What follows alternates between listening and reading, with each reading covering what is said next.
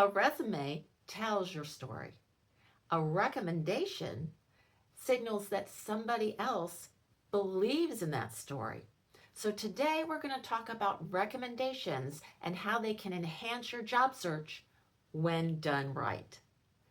Hi, I'm Shelley Piedmont, a former recruiter turned career coach, and I want you to thrive and not just survive your job. Recommendations are often an overlooked part of a job search. Many people don't even know that on LinkedIn there is a recommendations area. Yep, it's right there on your profile. So you have an opportunity to not only give recommendations to others, but you also have an opportunity to receive them.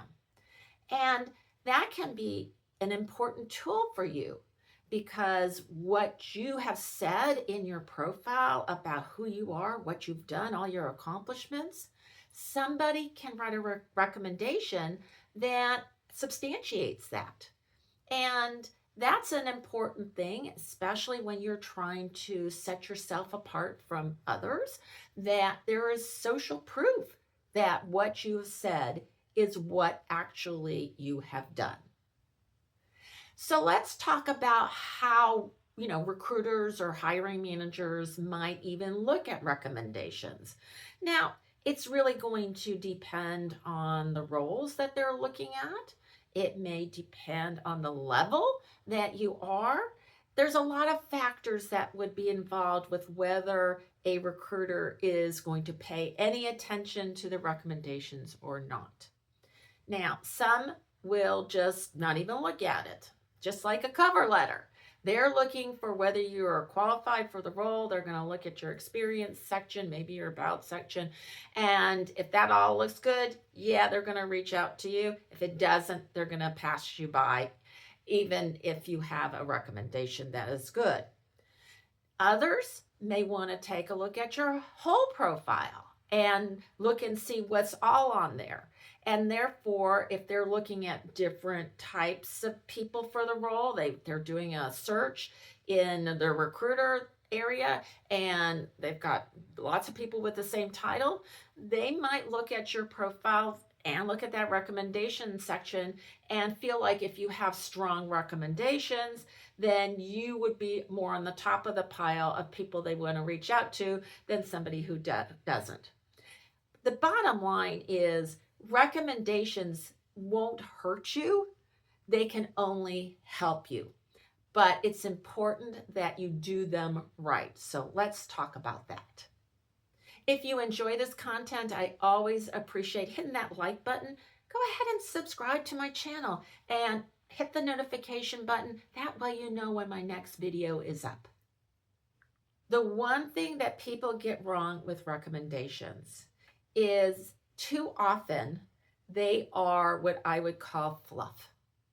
They are not focused on who you are, what you do, and what you've accomplished. What they focus on is, well, I really liked working with Mark, or Mark was a good team player. Things that they write often are very vague. They are not specific. And because of that, they don't mean very much to the reader. It doesn't really bolster much about what you can do.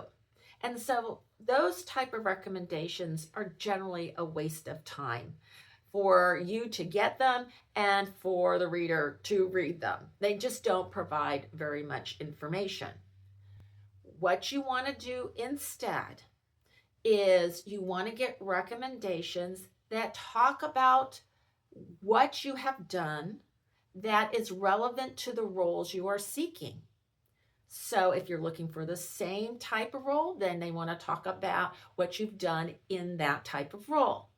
If you are looking to make a career change, then you want to think about what is relevant for the careers you want to go into and have the recommendation reflect that. Now, what you want to do, similar to star stories, is you should have a format to them. What you want the writer to do is first talk about that relationship they have with you so the reader knows Who are they? Are they a boss? Are they a client? Are they a vendor? Are they a colleague? Whoever it may be, that should be upfront so people know that relationship. Then they should talk about what you have achieved or what you are known for. And within that, they should have the context around it. They should have the actions that they know you have done. And then, importantly, if there are results, they should have results written. That is a powerful way to convey to others and paint the story that what you have said in other parts of your profile is accurate. Now, sometimes people have difficulty writing about that. They're just not sure exactly what would be helpful for you. So in that case, it is perfectly fine for you to give them an idea of what they should write about. And in fact, what you can do is even provide a template of, this is what I would like you to focus on, these skills, this experience that you've had with me, or this knowledge that I have. And I'd like you to discuss it in the context of this project we worked on, or my success with this particular endeavor. And just to remind you, these were the results.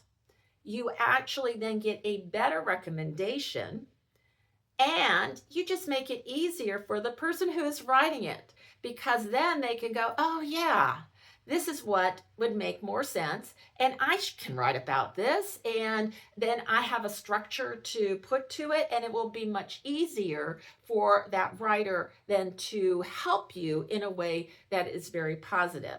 So that's really important point that I want to get across is help the person who's recommending you by giving them some ideas of what to write that will support what you have in your profile and also on your resume. So how do you get these recommendations? I know a lot of people are a little bit uncomfortable in making the ask, but here's the thing. If you have a relationship with a person strong enough that they can vouch for you, then more than likely they would be happy to do this for you, especially if you help them by giving them some ideas about what to put in that recommendation. That makes it easier for them to do, and they're more likely then to follow through if you do it that way. But one thing you can do, if that feels a little bit still uncomfortable, is to give the person that you want to give you a recommendation, give them a recommendation. You can do that as long as your first degree connections on LinkedIn. And what will happen is when you write that recommendation, they'll get a notification that there is a recommendation. And then they can see that. And obviously, most people will reach out to you to thank you for that. And a lot of times, the person will then offer to write you one in return. So you can do a nice thing for someone else, and in that case, they may reciprocate and therefore write you one as well. So think about it in that way. The important thing for the recommendations are they're recent. So something usually within the last year or two.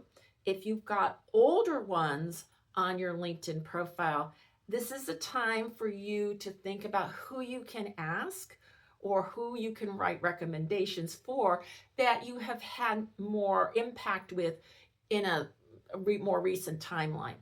Recency is important because that really aligns to the skills you have now as opposed to maybe ones you had 10 years ago. So you want that.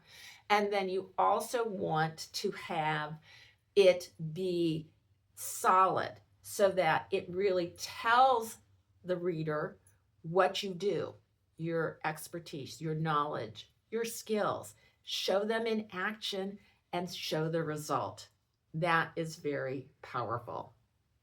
So I hope I've convinced you that recommendations should be one of the tools in your job search tool belt. Now, at the end of the day, it may make no difference in terms of recruiters reaching out to you or for recruiters who are looking at your resume and looking at your LinkedIn profile, deciding whether you are qualified or not. It may make no difference. But in hiring, you just never know when something will make a difference. And why not give yourself the best advantage that you can? Recommendations are not hard. They're just some time to find the people that will be most helpful. That generally is going to be your boss or somebody of authority who has worked with you. But don't forget colleagues, don't forget people that report to you. Those people can also provide strong recommendations that can be helpful.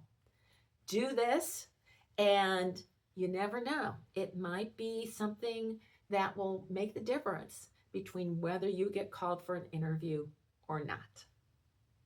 So, in the comment section, let me know, has a recommendation online ever helped you?